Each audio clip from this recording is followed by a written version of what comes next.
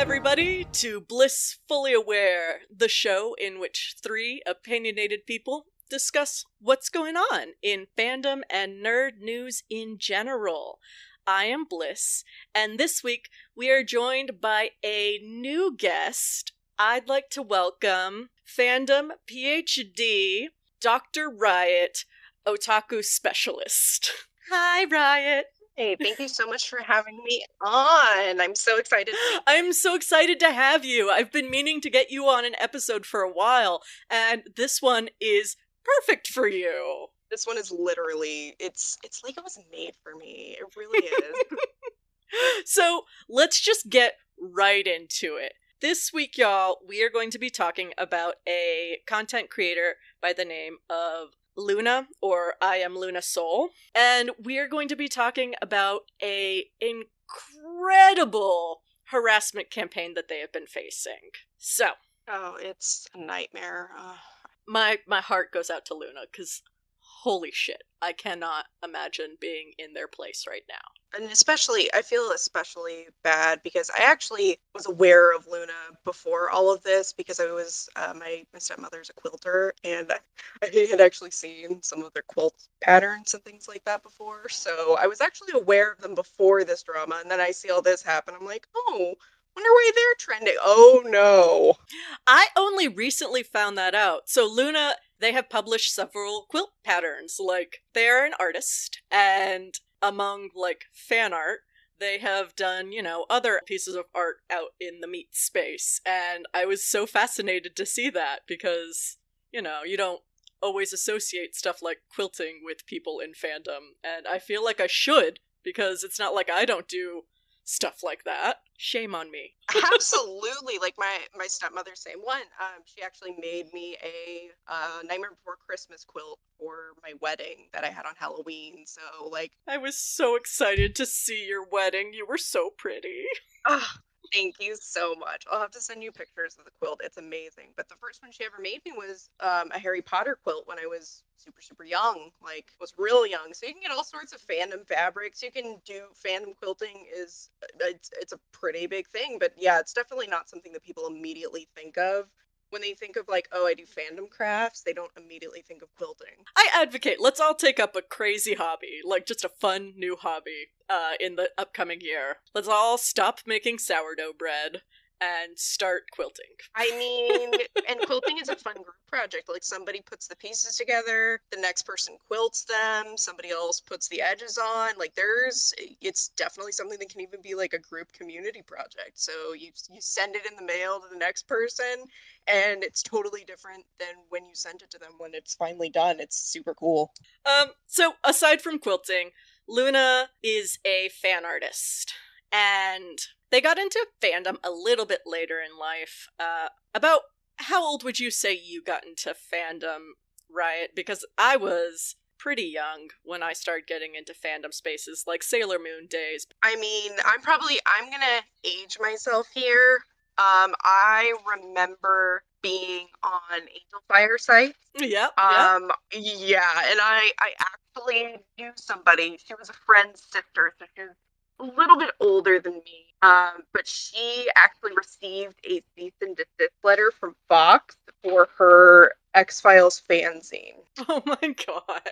X-Files back in the day was big mad about that stuff. It was, yeah, they were not happy about it at all. So that's probably aging me a little bit, but I've definitely been aware of fandom. I didn't really contribute till probably I was about 17 or so, and then I kind of never really left, but I've definitely have been aware of it and been kind of the outsider looking in. So Luna, like I said, Luna has gotten in a little bit older, and she does the whole con circuit. She sells in artist alleys, and more recently, she has gotten into the Genshin Impact fandom. Bum, bum, bum. Oh, the first mistake.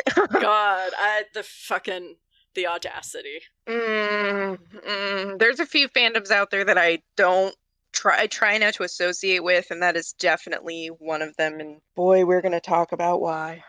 God. So Luna, who is a whole ass adult, by the way, did enjoy some of the not safe for work fan art of Genshin Impact. They were not horny on main, so not reblogging any of it on their main Twitter or, putting anything on TikTok like that. But you can see what people like. So slowly Luna got a little bit more comfortable, retweeting things, not drawing anything, but, wanting to support artists that she liked.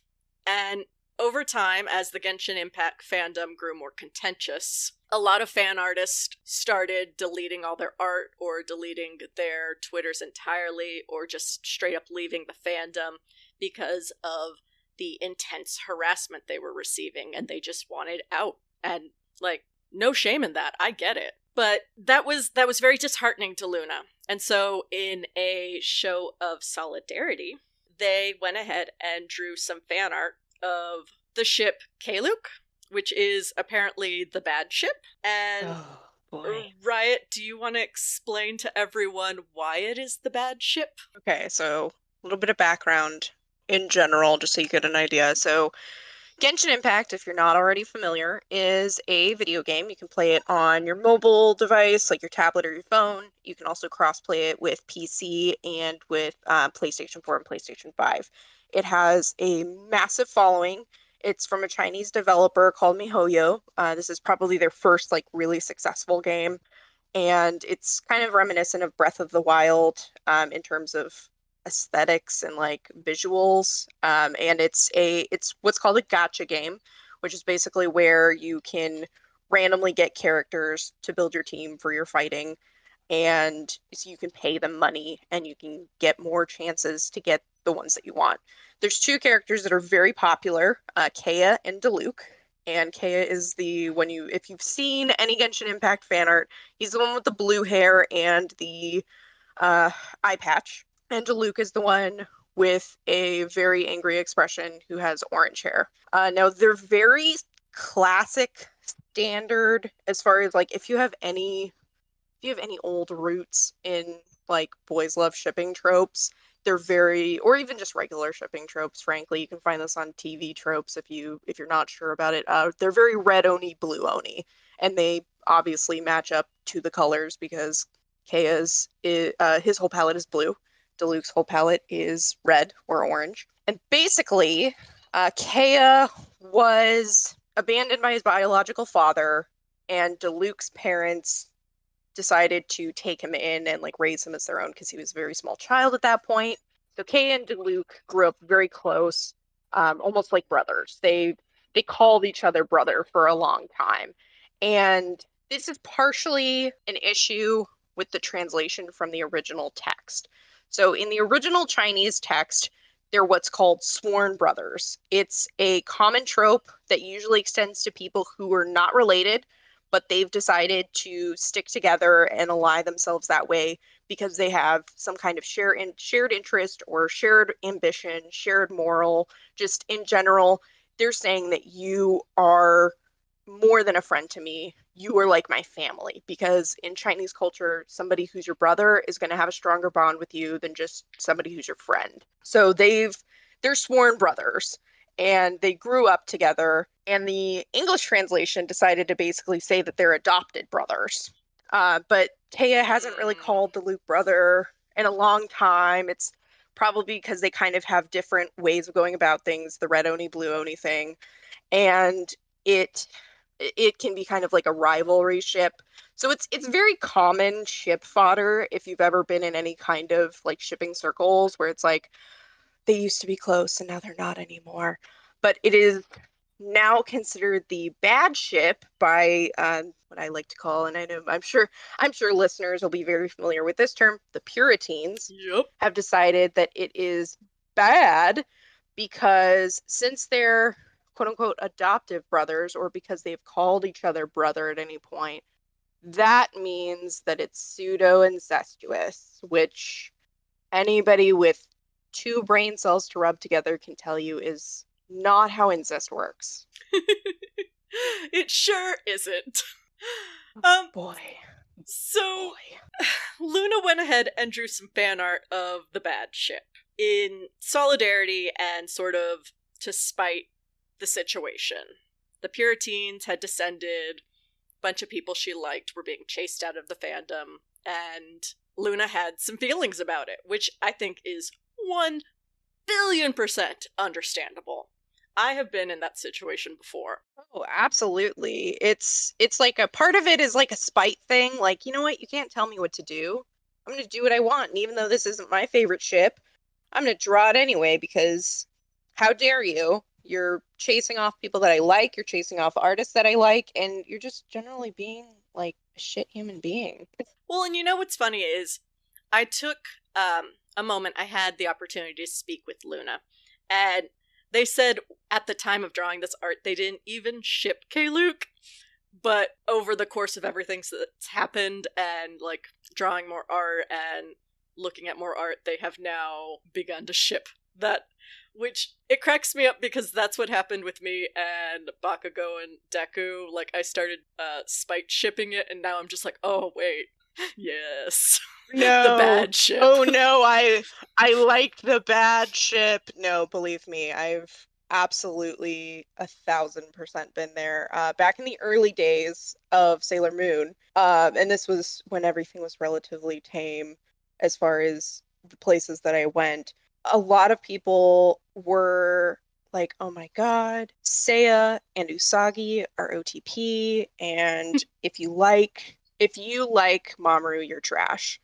And so I was like, oh, you know, Usagi and Mamoru, like, they're supposed to be together. That's how shoujo manga works, you know, whatever. But, like, the amount of hate that I saw for poor Mamoru, who, like, has gone through a lot of shit. Poor guy got brainwashed. He's, like, a reincarnated version of, like, the Prince of Earth. Like, he's got a lot of shit going on. His parents died in a car crash when he was, like, 5. Like, poor guy. I just kind of slowly started to be like, no, you know what? I'm good. They're my OTP now because I don't like how you guys are treating him. And that's how I ended up having the biggest OTP of my life, was kind of out of spite. So I feel that. Yeah, exactly. Well, so at the same time that this was happening, Luna was on TikTok and she saw this woman discussing how kids that had gotten into anime during COVID that are now going to start attending conventions are in for like a really rude awakening, especially when they go into spaces like Artist Alley and they see, you know, all these artists selling fan art potentially of ships that they deem the bad ship or pedophilia or incest or, you know, whatever they want to call it at that time. Or even just a ship that they don't like. Oh, yeah. They can't ratio you in person. And it's gonna be rough.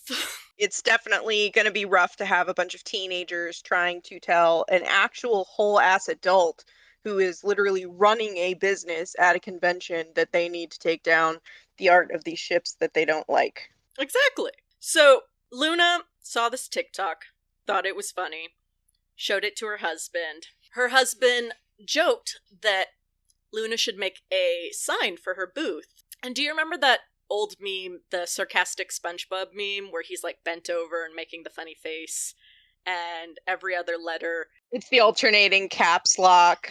Yeah, like good old classic meme. Yes, definitely classic meme. But so he suggested she make a sign for her booth with that meme that says, "But they're brothers," just so that everybody who goes in there already knows her stance and doesn't fuck with her, essentially, you know? It's a great way to be like, look, I already know, you don't need to tell me. Luna decided to make a TikTok laughing about this joke that her husband made, because it's funny. It is funny. I think it's funny. I think it's really funny. And that is sort of where shit hit the fan. And we are going to get into harassing people on TikTok. TikTok's been around for a minute. I've only just recently got into it.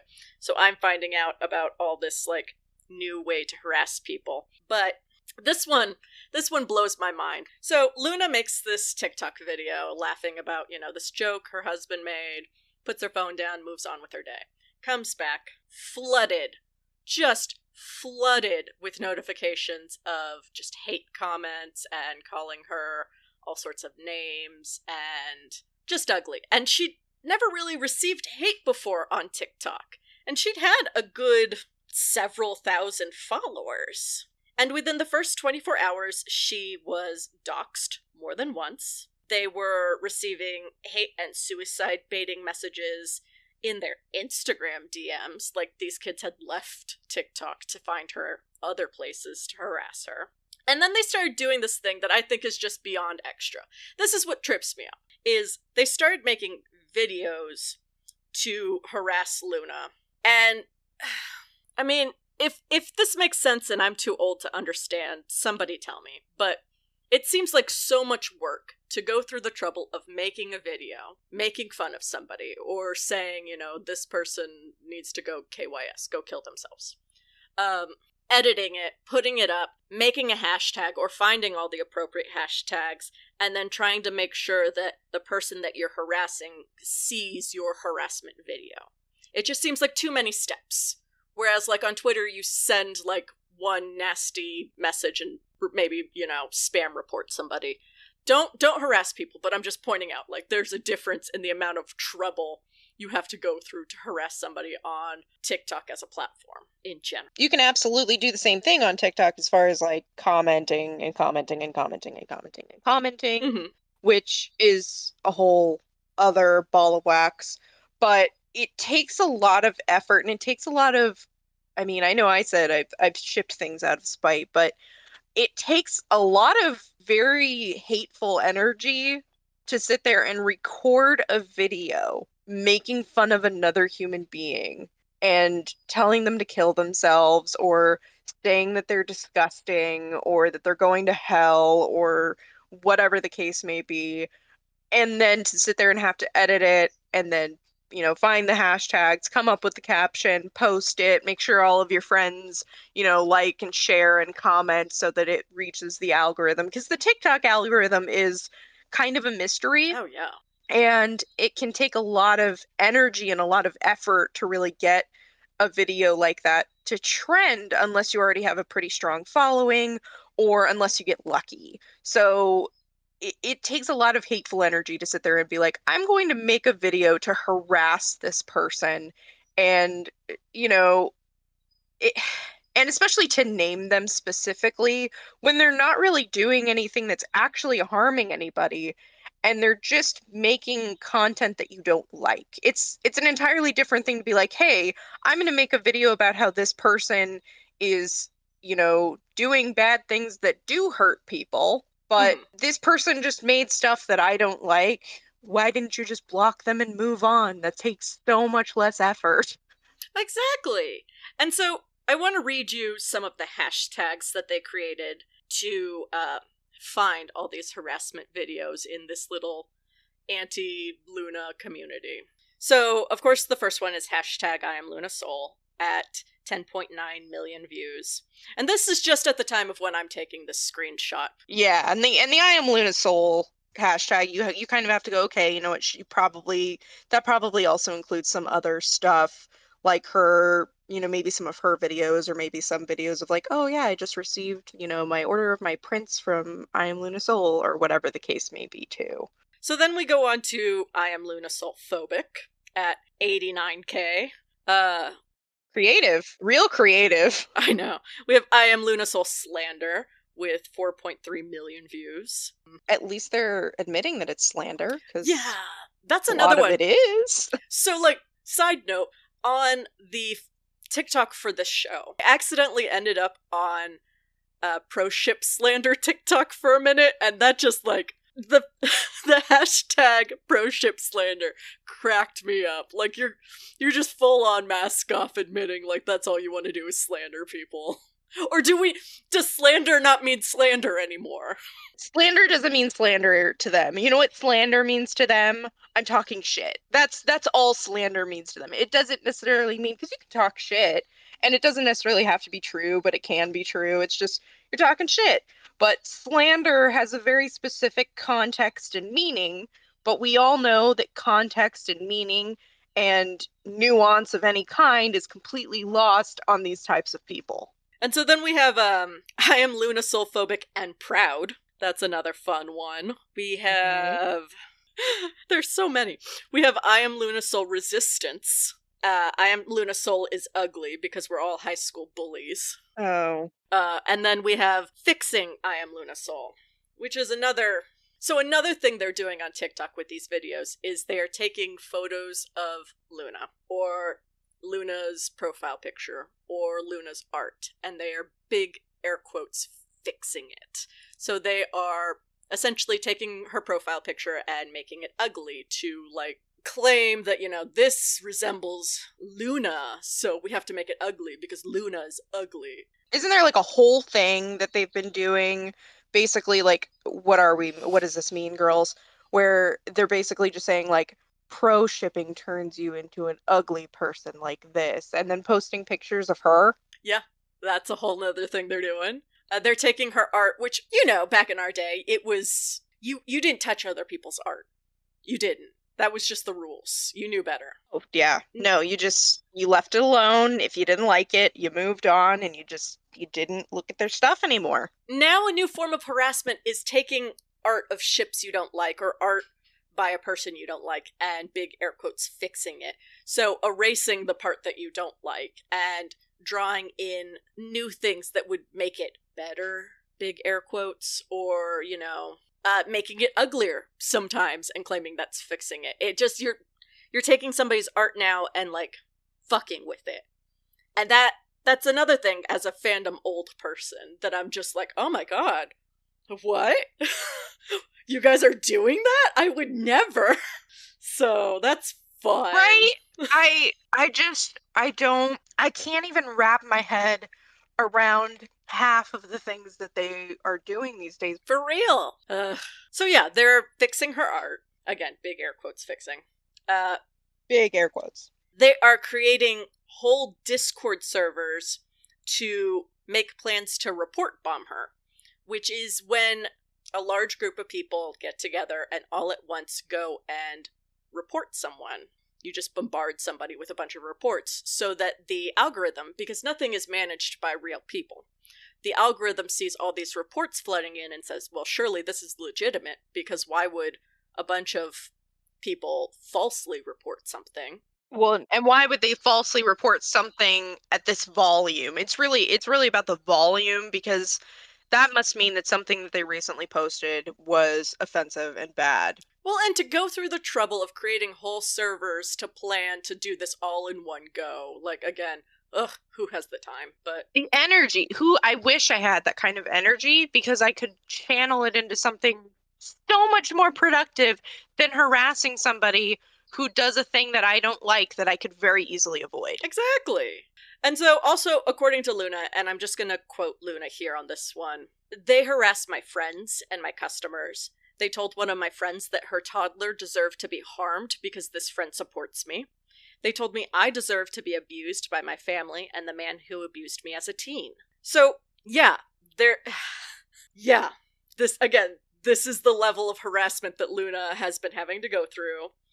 The aunties are also, they were going through the trouble of contacting the conventions that Luna was going to be attending to sell at Artist Alley, and trying to slander her and claim that, you know, she was X, Y, and Z, and these conventions need to boot her because, you know, it's not safe for her to be around people. Disgusting. I really don't understand the kind of energy that's so much energy. Well, and it takes more energy, because Luna, at the time, had said, I'm only going to put my convention list on my Patreon because I'm going through this amount of harassment. Just smart. And Auntie bought a subscription to her Patreon to access the convention lists and then leak it.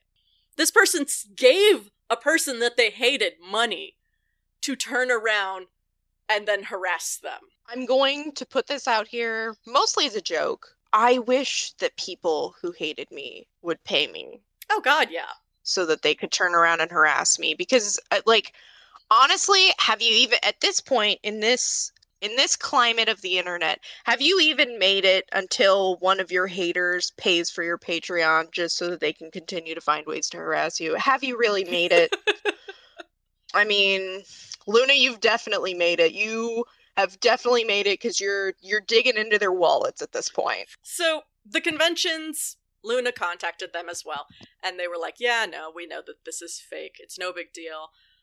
We're going to make sure that you have security nearby just in case, flag someone down if you don't feel safe, and we'll boot anybody harassing you from the convention.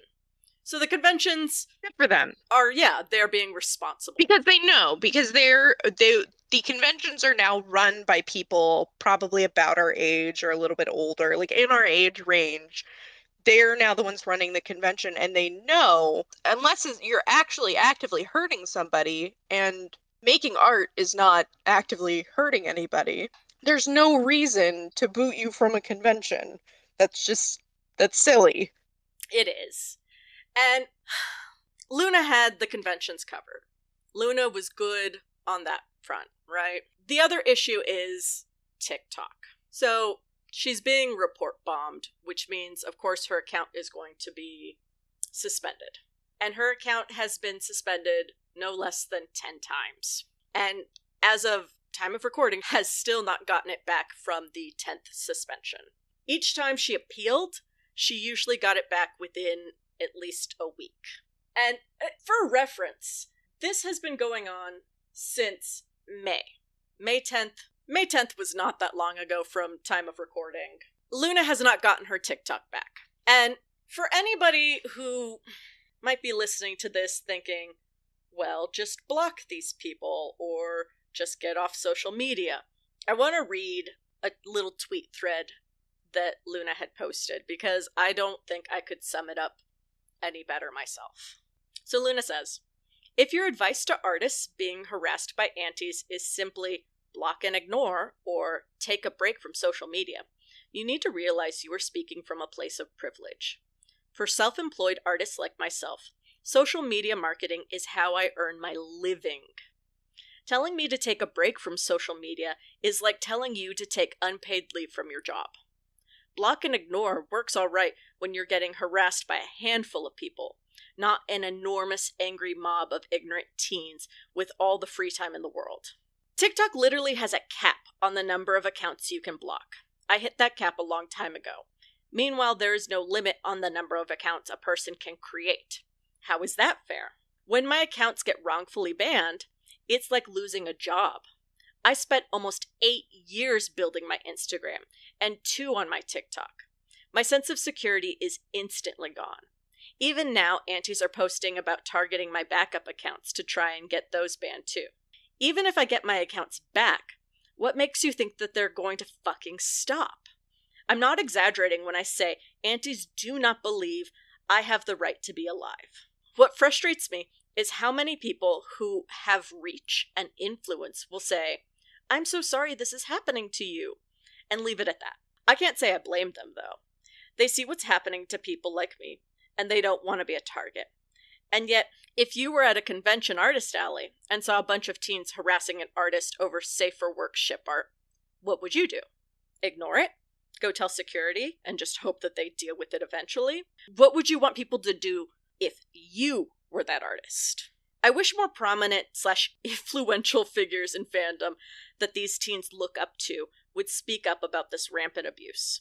Once again, I can't blame them for wanting to play it safe, but the lack of solidarity is disappointing nonetheless. If the only time you're speaking up about issues is when they impact you directly, I think that's cowardly. So, yeah, I have to side with Luna on this one, because people don't consider how much effort you have to put into your social media these days as an independent artist. I mean, fucking look at book Twitter. Authors have to be their own social media marketing people. They have to sell themselves. Artists have to sell themselves. And this genuinely impacts a person's living when you lose accounts that you've spent a lot of time and energy building. Well, and especially when you have a brand. You already have a brand in place. even if you have a pretty significant following and they know what's happening to you and they can follow you to another account, what's going to stop that account from then getting mass reported and blocked? Because you already have this branding, you have to include that branding so that people know who you are. Exactly. It's not just okay, well, I'll just make a backup account with a different name.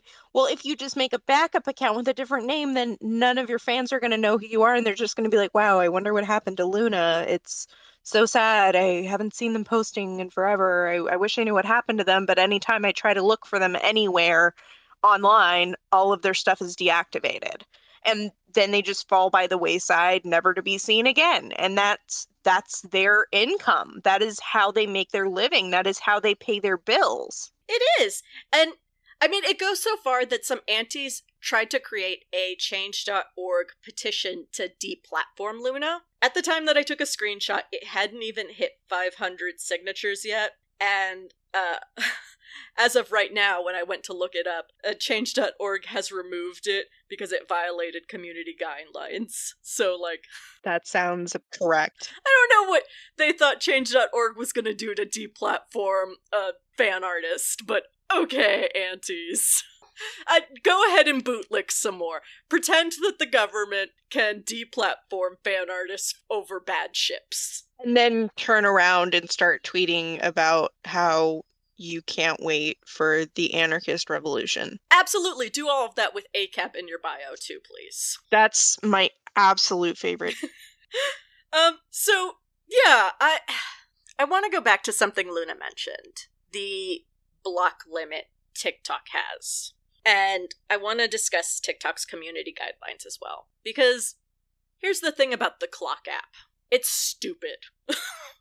I have fun on it, don't get me wrong.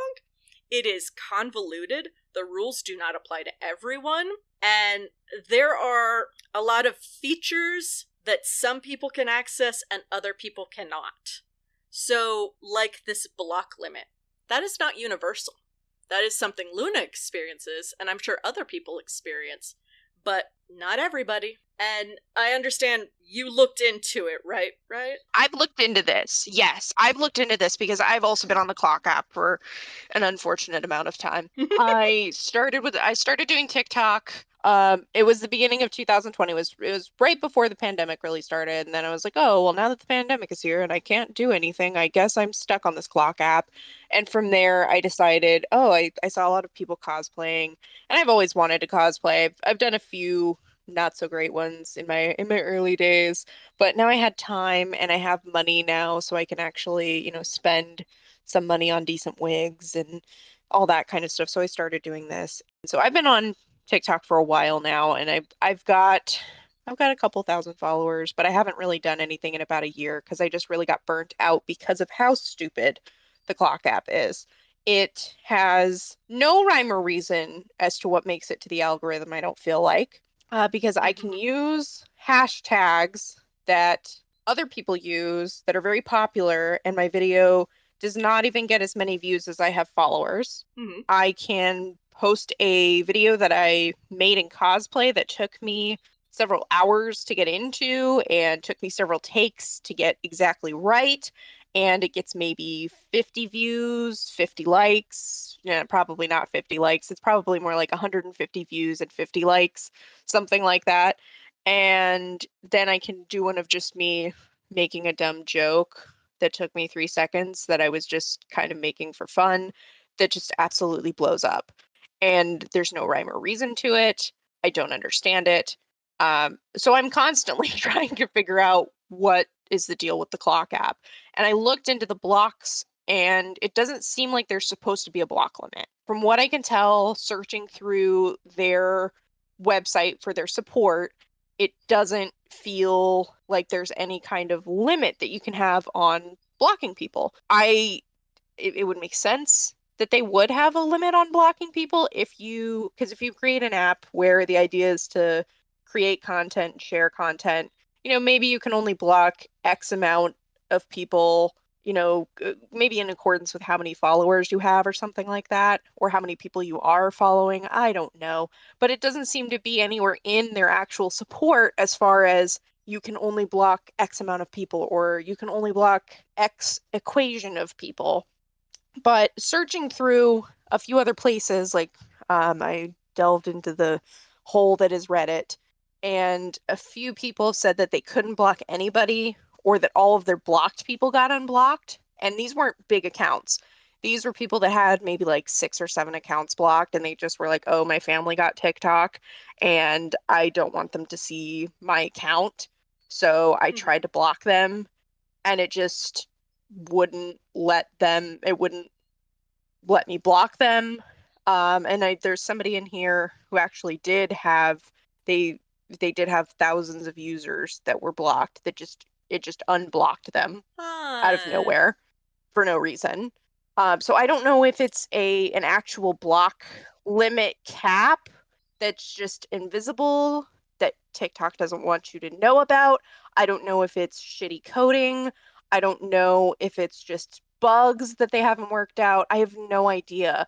But it doesn't seem like there should be any kind of cap. And even if there is some kind of cap, then why isn't there also a cap on how many accounts you can create?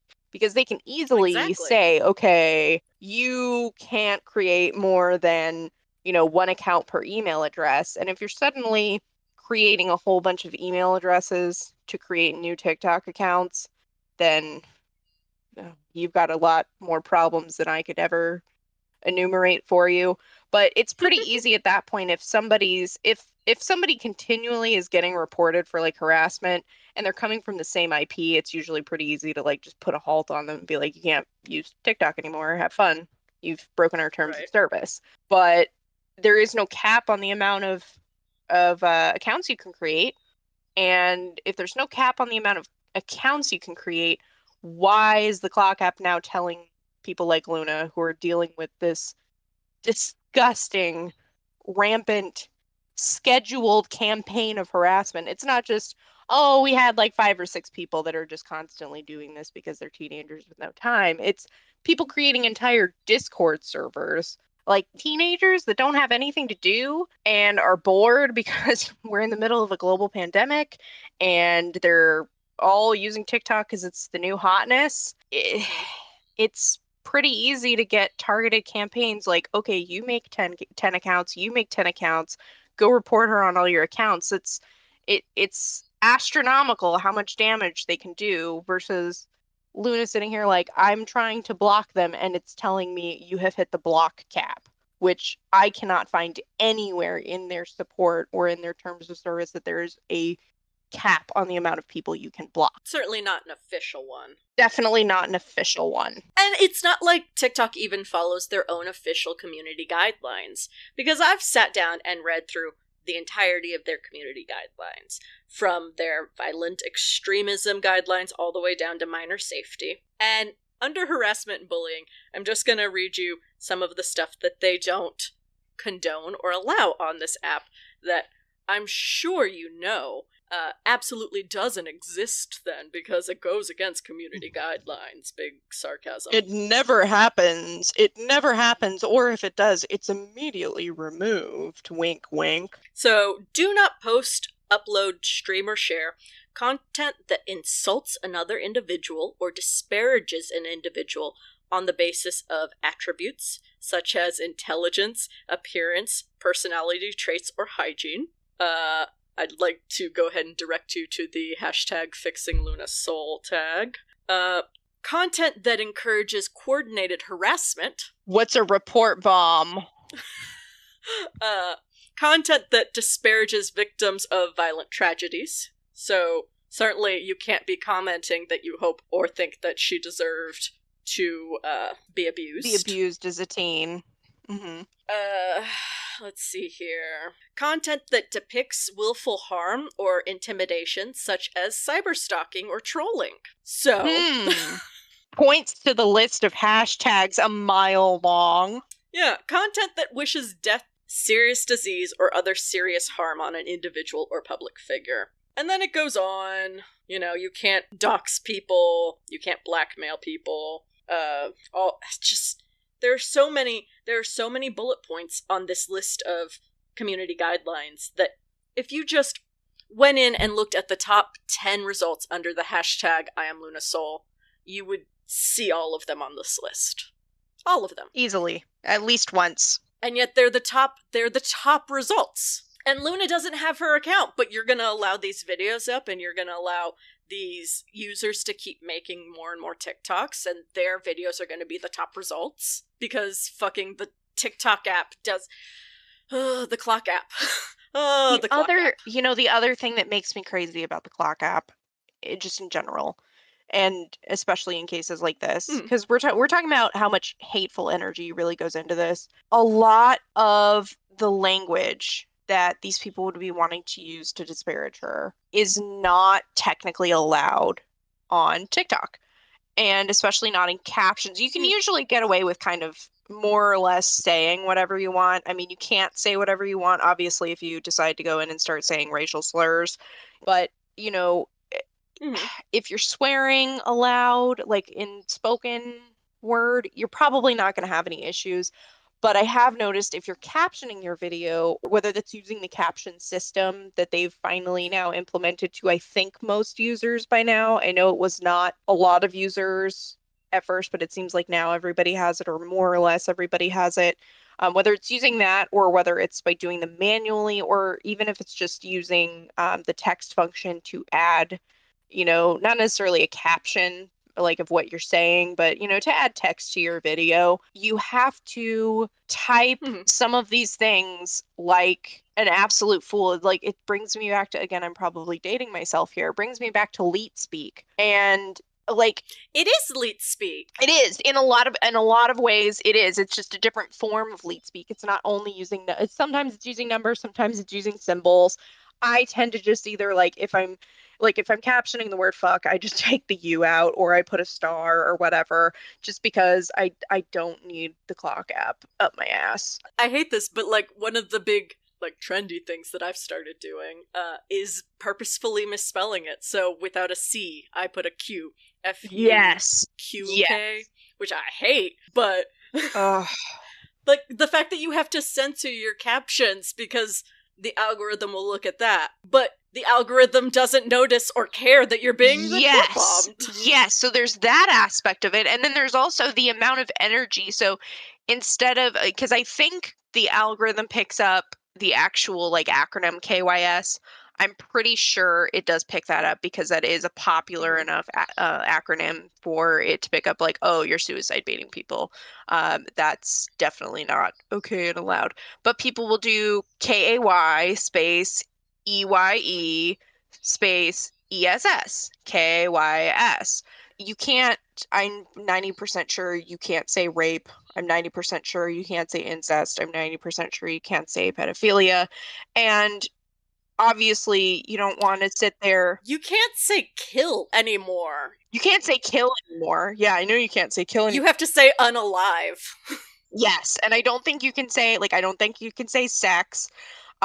These are all issues that a lot of people on TikTok want to talk about, in an actual forum, as far as, what about survivors? What about people that want to discuss, ways to try to deal with these issues when you've been a victim of them, or ways to try to prevent things, so on and so forth. Or if you're just talking about what's going on in politics, even it can be difficult to get those ideas out there because you have to censor yourself in your captions, and the algorithm is that stupid, but it won't pick up that there's people report bombing this person, and when the account has been reinstated and it gets report bombed again, it's more dummy accounts, or it's the same accounts that it did the first time. You can't have somebody look into that manually at that point. Oh my God. And then on the other end, you are so determined to harass this poor woman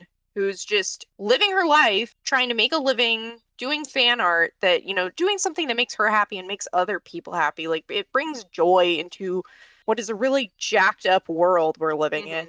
And you want to get around the censor and just since it won't let me tell her to KYS, I'm going to spell it all out phonetically. I'm going to take the time and energy to spell out a suicide bait acronym phonetically just so that I can get around the clock app algorithm to still suicide bait you. And that video will stay up. So yeah, that's where we're at. You should definitely consider supporting Luna online. She can be found on Twitter and Patreon at I Am Luna Soul. That's IAMLUNASOL.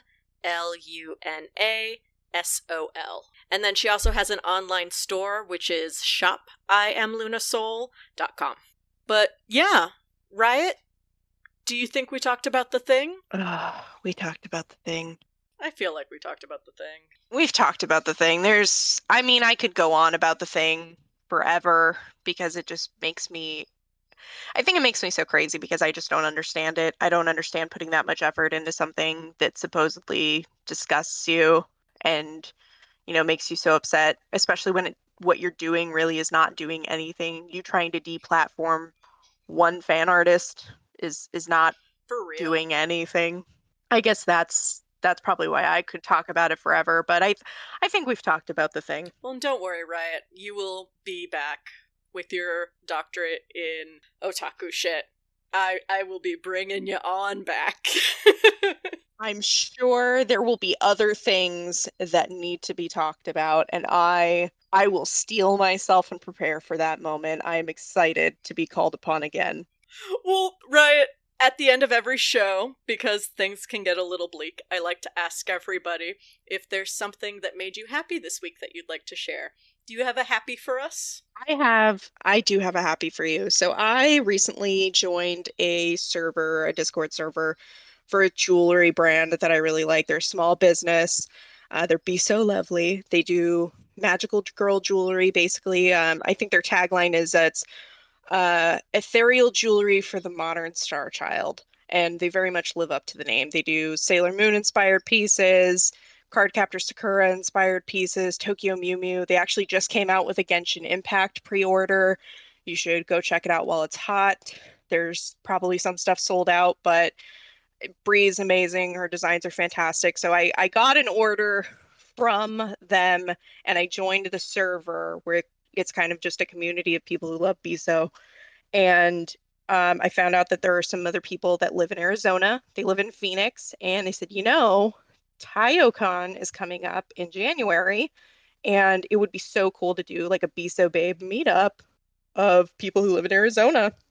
So I'm actually going to be going to, hopefully, as long as COVID willing and my fever don't rise, I'm going to be going up to Phoenix to go see some like-minded Biso babes and go to my first con in several years. I've missed going to cons. I did not have the money to go to cons before, but occasionally. So I'm excited to start that back up and to cosplay in real life again, not just in front of my phone camera where I can kind of like half-ass it and just wear the top and not wear the pants or not worry about if the back is all the way done up or not worry about if the back of my wig is jacked up. So it's going to be very exciting. I'm very, very excited to do that. That's what's making me happy. That's what's getting me through the rest of this month. Well, that's awesome. This week is, Spotify Wrapped has dropped, but they have a special option for if you put out a podcast, you get to see a Wrapped of people who who listened to your podcast. And it even does a thing where it's like X amount of people listen to your podcast on their birthday. And I want to know what 6 of y'all listen to this podcast on your birthday, because happy birthday and thank you for including us in your special day. I am going to be so honest with you. I am one of the people that listen to you guys on my birthday. Oh my god, really? That's so adorable. Yes, I did. I needed to catch up. And so I got to listen to episode 43, When Will You Learn? Because my birthday was November 10th. So the new one didn't come out until, if my birthday had been on a Thursday, I would have gotten to listen to No Effing Thanks. But yes, I did listen to you guys on my birthday. It was fun. I'm going to be very honest. It was fun. It helped me get through my work day. Oh, I feel special. I feel like I was a part of it now. Yay! You were definitely a part of it. You were absolutely a part of it in spirit, 1,000,000%. And then I also do want to let y'all know that episodes might be a little thin on the ground this month, just due to the holidays and some technical difficulties we've had. But come the new year, we have big things planned. I know I keep saying that, but they're a-coming. They were part of the technical difficulties. But we've worked through them, so they're a-coming, I swear. I swearsies. And, if you'd like to find us online, you can find us on Twitter, Instagram, and TikTok at Blissfully Show. I post links to our YouTube there. If you are watching us on YouTube, hi, hello. Please like, comment, subscribe. If you guys know anything about how the clock app truly works, oh yeah, please let us know. I mean, tips and tricks. We would love to know how the. Please tell us how the clock app works. I have like 2,000 followers and I still can't figure out how the clock app works. Please tell me. Until next time, y'all. Bye. Bye.